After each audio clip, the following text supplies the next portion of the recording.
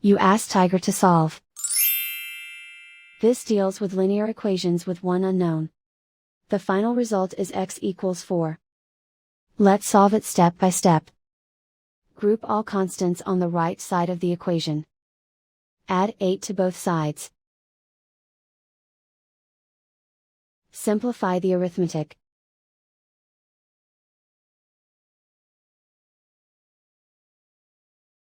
Isolate the x. Divide both sides by 2. Simplify the fraction. Find the greatest common factor of the numerator and denominator.